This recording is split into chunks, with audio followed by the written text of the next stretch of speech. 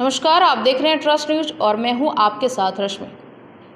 RJD ने आज अपने एमएलसी उम्मीदवारों के 3 नामों की घोषणा कर दी है। आरजेडी में जहां 7 सीटों के लिए एमएलसी चुनाव होने जा रहा है, जिसमें से 3 सीटों के नाम के जो है वो घोषणा कर दी है आरजेडी में, जिसमें कई ऐसे भी नाम हैं जिस पे लोगों को हैरानी हो रही है। मुन्नी देवी, जिनका नाम इस बार उम्मीदवारी के लिए दिया गया है, वो खुद भी अपने नाम जो है वो शामिल होने के बाद हैरान है, क्योंकि उनका कहना है कि वो बहुत ही गरीब घर से आती हैं और उनके पास कुछ भी नहीं है। वहीं अगर हम बात करें कारी शोएब की, तो वो भी युवा जो है वो युवा प्रदेश अध्यक्ष हैं आरजेडी के। वहीं एक और नाम निकल के सामने आ रहा है, वो है अशोक कुमार पांडे। यानी देखा जाए तो कहीं ना कहीं मिला जुला कर आरजेडी ने एक जो तीनों नामों की घोषणा की है, उसमें से एक अति पिछड़ा वर्ग से आते हैं, एक ब्राह्मण समाज से आते हैं, तो एक मुस्लिम वर्ग से आते हैं। यानी तीनों वर्गों को मिला के आरजेडी ने तीनों नामों की घोषणा की है, ताकि कहीं से भी कोई सवाल खड़ा ना हो। तो ऐसे में आज हम इन सभी मुद्दों पर चर्चा करने के लिए बैठे हैं और हमारे साथ मौजूद हैं हमारे संपादक हेमंत सर, और आज हम इन्हीं सब मुद्दों पर चर्चा करेंगे। तो सर, जिस तरीके से पहले तो अगर हम आरजेडी के तीनों नामों की लिस्ट देखें, तो पहले अति पिछड़ा वर्ग को लिया, ब्राह्मण समाज को लिया और मुस्लिम समाज को लिया, तो कहीं ना कहीं आरजेडी सेफ खेलने का कोशिश कर रही है। देखिए, एक करेक्शन मैं कर देना चाहता हूँ कि एक जो मुन्नी देवी हैं वो अति पिछड़ा से नहीं है, वो अनुसूचित जाति से हैं और ये धोबी बिरादरी से आती हैं वो। और एक वो अशोक कुमार पांडे हैं जो रोहतास नटवार के रहने वाले हैं, वो ब्राह्मण हैं। और कारी शोएब जो हैं वो पहले से आरजेडी यूथ विंग के वो अध्यक्ष हैं, मुजफ्फरपुर के रहने वाले हैं, लंबे समय से आरजेडी में हैं। तो और मुन्नी देवी का वो उनके बारे में बहुत अधिक जानकारी नहीं है, लेकिन वो आज नॉमिनेशन जब उनके नाम की घोषणा हुई तो वो राबड़ी देवी से मिलने के लिए उनके आवास पर आई थी। बख्तियारपुर की रहने वाली हैं और गरीब परिवार से है। जैसा कि उन्होंने कहा कि मेरा तो कपड़ा धोने का कारोबार है और मुझे तो उम्मीद भी नहीं थी कि मेरे नाम की घोषणा होगी। तो इसके लिए उन्होंने आभार जताया राबड़ी देवी का, लालू यादव का और तेजस्वी यादव से, तेज प्रताप से और राबड़ी देवी से वो मिल कर के गई हैं। सवाल ये है कि जिन लोगों के नाम की घोषणा हुई है, तो हम लोग आज चर्चा ये करेंगे कि विधानसभा में जो स्ट्रेंथ है आरजेडी का, और वो कितने लोगों को जिता सकती है अपने इसमें बिहार विधानसभा के चुनाव में।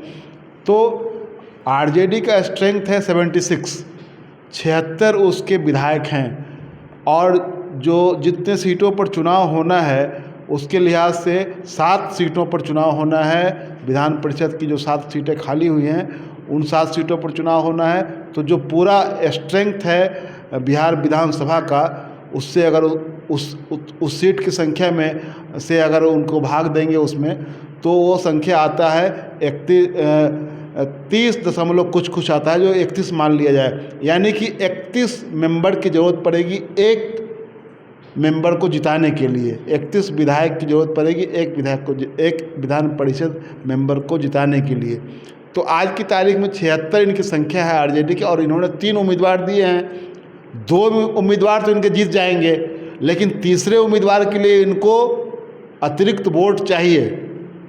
तो अतिरिक्त वोट का जुगाड़ कहाँ से होगा? तो सबसे पहली बात यह है कि कांग्रेस जो महागठबंधन की पार्टनर है, लेकिन बिहार में पिछले 2 उपचुनावों को लेकर कांग्रेस के साथ आरजेडी के संबंध बिगड़े हुए हैं। तारापुर और कुशेश्वर स्थान का जो उपचुनाव हुआ था बिहार विधानसभा का, उन दोनों सीटों को लेकर के भी दोनों में तकरार हुई और दोनों जगह कांग्रेस ने अपना उम्मीदवार उतार दिया। उसके बाद बोचहा में जब ये उपचुनाव हुआ तो वहाँ भी कांग्रेस ने अपना उम्मीदवार दे दिया। हालांकि उसके उम्मीदवार चुनाव में कहीं नज़र नहीं आए, और जगह भी यही हालत रही। तो इसको लेकर के कांग्रेस ने अब एक तरह से असहयोग का ऐलान कर दिया हुआ। कांग्रेस के जो 19 विधायक हैं उनका वोट आरजेडी को अब तक की जो स्थिति है उसमें नहीं मिलने जा रहा है। अब कल क्या होगा उसके बारे में नहीं कहा जा सकता है, लेकिन अब तक की जो स्थिति है उसमें नहीं मिलने जा रहा है। तो अब आरजेडी को वोट कहाँ से मिलेगा? तो आरजेडी की नज़र जो है अब है लेफ्ट पर। सीपीआईएमएल के 12 विधायक हैं और 4 विधायक सीपीएम और सीपीआई के हैं। दो सीपीआई के और 2 सीपीएम के हैं। तो कुल हो गया 16 16 वोट अगर इनको मिल जाता है तो हिसाब किताब बराबर हो गया, इनके तीनों उम्मीदवार जीत जाएंगे। लेकिन यहाँ पेच कहाँ फंस रहा है वो मैं बताता हूँ। पेच फंस रहा है कि CPI-ML ने पहले राउंड की बातचीत में कहा था कि विधान परिषद में CPI-ML का भी रिप्रेजेंटेशन होना चाहिए और उनके एक उम्मीदवार की घोषणा, एक उम्मीदवार की चर्चा भी हुई थी, जो ये महिला नेता हैं मीना तिवारी, उनके नाम की चर्चा हुई थी, मीडिया में उनका नाम भी आया था। तो यह माना जा रहा था, उम्मीद की जा रही थी कि लेफ्ट को एक सीट मिलेगा और दोनों के तालमेल से ये 3 सीटें जीतने की स्थिति में आएंगे। तो अभी जो एक तरफा इसको कहा जा रहा है कि एक तरफा घोषणा है, क्योंकि लेफ्ट से मेरी बात हुई है, CPI-ML के नेताओं से मेरी बात हुई है, तो उनका कहना है कि अभी मौका है, अभी हम बातचीत करेंगे इस मसले पर। लेकिन मेरी जो जानकारी है कि लेफ्ट को एक तरफा घोषणा से ये एक तरह से उनको दिक्कत हुई है, एक तरह से उनको असहज महसूस कर रहे हैं। उनका था कि हम लोग जब बातचीत कर रहे थे तो लेफ्ट की बात भी, CPI-ML की बात भी सुनी जानी चाहिए थी और एक तरफा घोषणा नहीं होनी चाहिए थी। तो अगर ये उनको वोट चाहिए तो वोट का जुगाड़ तो करना पड़ेगा। तीसरा सीट जीतने के लिए 2 सीट तो अपनी ताकत से जीत जाएंगे, लेकिन बाकी का जो तीसरी सीट बच जाती है वह जीतने के लिए इनको लेफ्ट की ज़रूरत पड़ेगी। अब लेफ्ट इनको एक तरफा समर्थन दे देता है या उसमें कुछ पेच फंसता है, ये देखने वाली बात है कि अब क्या होता है वहाँ पर। दूसरी बात ये मैं बता दूं कि जो ये 7 सीट जो खाली हुआ है वो सबका सब वो इनका, उसमें 5 सीटें तो JDU की है, 2 सीट उसमें इनका है, BJP का है। तो इसमें फ़ायदा ज़्यादा हो रहा है RJD को, JDU को तो नुकसान हो रहा है। JDU को तो एक ही सीट मिलना है, दूसरे सीट के लिए उसको बहुत पापड़ बेलने पड़ेंगे। तो मूल बात जो हम लोग अभी बात कर रहे हैं कि RJD ने जो घोषणा की है उसको लेकर के लेफ्ट में एक तरह से नाराज़गी है।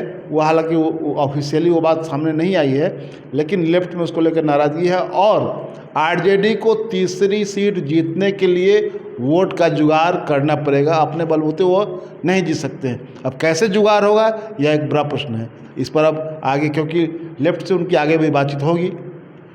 बात करें अगर RJD की, तो RJD जैसे कि चुनाव में अगर हम पिछले चुनाव का इतिहास देखें तो कांग्रेस के साथ चलने की बात कहते नज़र आई, लेकिन जब चुनाव का समय आया तो RJD पीछे हट गई और वो अकेले ही चुनाव लड़ने का फैसला ले लेती है। हमेशा ही यही देखा गया है और कांग्रेस अब इन सब चीज़ों से सबक लेते हुए कहीं ना कहीं RJD से दूर जाते नज़र आ रही है। जैसा कि आपने अभी पहले भी कहा कि इस बार कांग्रेस तो साथ देने से रही RJD का, तो लेफ्ट ही एक उनके पास कह सकते हैं एक उपाय बचा हुआ है।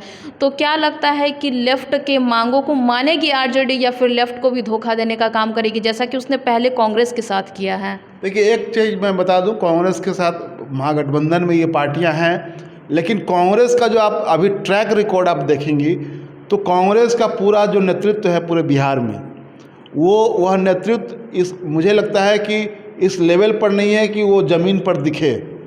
ज़मीन पर तो दिख नहीं रहा है। तो जैसे कि आप, ठीक है, आपको अगर सीट नहीं मिला, लेकिन आप उम्मीदवार अगर उतारते हैं तो उसके लिए तो आपको बैटिंग और फील्डिंग करनी पड़ेगी, मैदान में उतरना पड़ेगा। लेकिन मैदान में आप उतरते नहीं हैं, आपको सिर्फ सीट चाहिए। इन पर आरोप लगता है कि ये लोग सीट जो है वो सिर्फ लाभ कमाने के लिए, आर्थिक लाभ कमाने के लिए इनको सीट चाहिए। दूसरे शब्दों में कहें तो इनके ऊपर आरोप लगता है कि सीट बेचना चाहते हैं, इसलिए इनको सीट चाहिए। तो ये कहीं ना कहीं दिखता है। जैसे कि अभी रिसेंटली जो बोचहा का चुनाव हुआ है, उस चुनाव में इन्होंने उम्मीदवार तो उतार दिया, ना तो वहाँ कोई प्रचार प्रसार इनका हुआ, ना उम्मीदवार कहीं इनका दिख रहा था। शुरू से लेकर अंत तक चुनाव अभियान के बीच में ही इनका तंबू कनात सब उखड़ गया चुनाव क्षेत्र से। तो ये वाला जो है कि RJD क्यों उनको घास अगर नहीं डाल रही है, तो इसकी वजह यह है कि कांग्रेस की स्थिति काफ़ी कमज़ोर है। नेतृत्व भी यहाँ उसी तरह का है, जो ज़मीन पर तो कहीं दिखता नहीं है कामकाज करता हुआ। नेतृत्व भी यहाँ पर एक तरह से वो केयरअप में ही काम कर रहा है। लेकिन कांग्रेस से तुलना आप लेफ्ट की नहीं कर सकते। लेफ्ट यहाँ पर एक असर्टिव फोर्स है और असर्टिव फोर्स होने के नाते भले ही उसके 12 ही विधायक हैं या 2 और जोड़ लीजिए, 4 और जोड़ लीजिए तो उसमें 16 हो जाता है CPI CPM के। तो ये कुल मिलाकर के 16 विधायक लेफ्ट के हैं, लेकिन बाकी के पूरे बिहार में उसका एक जनाधार है। वो संघर्ष करने वाले लोग हैं और हमेशा आंदोलनों में किसी मुद्दे पर, राष्ट्रीय अंतर्राष्ट्रीय मुद्दों पर वो सड़क पर उतरते हैं और उनकी आवाज़ है। तो एक बड़ा जो गरीब पिछड़ा दलित तबका जो है उसके बीच में उनका जनाधार भी है। तो इस लिहाज से आप जस्ट कांग्रेस से उनकी तुलना नहीं कर सकते हैं।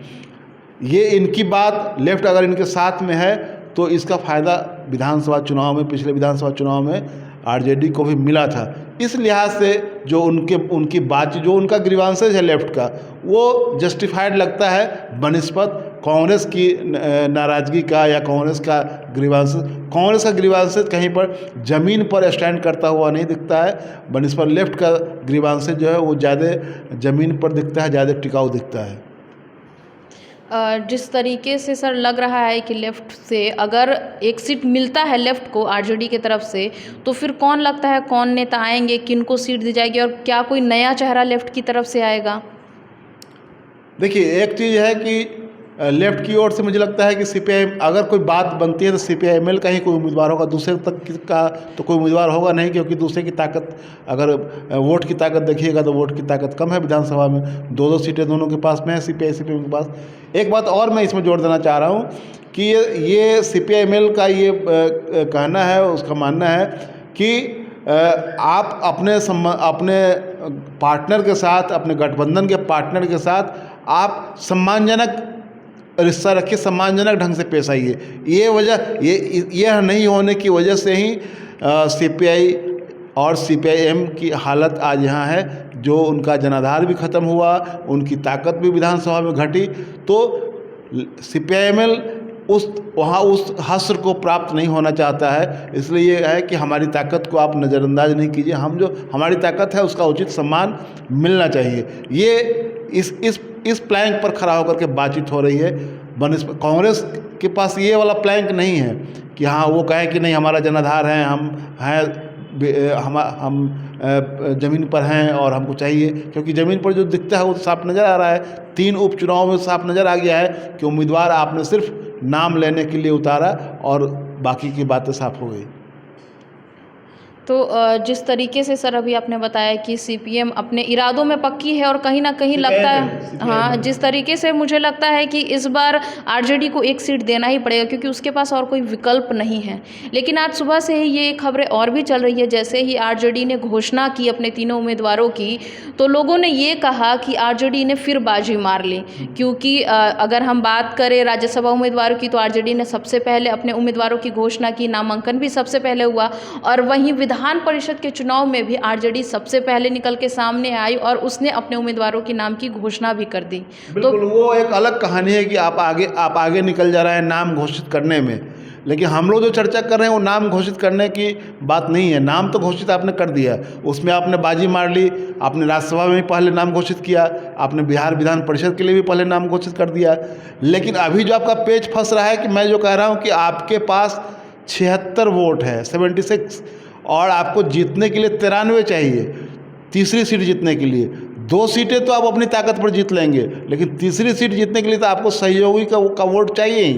लेकिन सहयोगी का कहना है कि हमें भी एक सीट चाहिए, क्योंकि हमारी ताकत को बिहार विधान परिषद में भी रिप्रेजेंटेशन मिलना चाहिए। ये पेच यहाँ फंस रहा है। अब ये कैसे सुलझेगा ये आगे पता चलेगा, क्योंकि लेफ्ट के लोगों का कहना है, खासकर सीपीआईएमएल का, कि हम लोग अभी बातचीत करेंगे और भी बातचीत होगी और मामला इसमें सुलझ सकता है। आगे ये अभी क्लोज नहीं हुआ है। तो जैसे कि अभी सर ने बताया कि सीपीआईएमएल अपने मांगों पर अड़ी हुई है, वहीं आरजेडी को कहीं ना कहीं झुकना ज़रूर पड़ेगा, क्योंकि अगर उसे जीत हासिल करनी है तो उसे सहारा लेना पड़ेगा इस पर। जैसे कि आरजेडी ने अभी 3 उम्मीदवारों के नाम की घोषणा कर दी है, अभी और किसी पार्टी ने अपने उम्मीदवारों के नाम की घोषणा नहीं की है। तो अब ये देखने लायक होगा कि इस बार आरजेडी सीपीआईएमएल को सीट देती है या नहीं देती है, क्योंकि सीपीआईएमएल ने सीधे तौर पर कहा है कि अगर उसे एक सीट दिया जाएगा बिहार विधान परिषद में, तभी वो आरजेडी का साथ देगी और CPI-ML अपने इरादों में पूरी तरीके से कह सकते हैं कि पक्के तौर पर है और ऐसे में आरजेडी को सीट देना ही पड़ेगा और तभी आरजेडी विधान परिषद में सीट जो है वो हासिल कर पाएगी, क्योंकि एक सीट जीतने के लिए उसे सहारे की ज़रूरत है। 2 सीट तो आरजेडी आसानी से जीत जाएगी, लेकिन तीसरे सीट के लिए उसे किसी सहारे की ज़रूरत है और ऐसे में अभी केवल एक ही सहारा नज़र आ रहा है आरजेडी के लिए, वो है CPI-ML। तो देखना होगा कि आरजेडी CPI-ML की मांगों को कब तक मानती है और अगर एक सीट देती है तो CPI-ML के तरफ से किसे ये सीट दिया जाता है। आगे ऐसी ही चर्चा के लिए बने रहें हमारे साथ और हमारे चैनल को लाइक शेयर सब्सक्राइब ज़रूर करें, साथ ही हमारे फेसबुक पेज को फॉलो करें। धन्यवाद।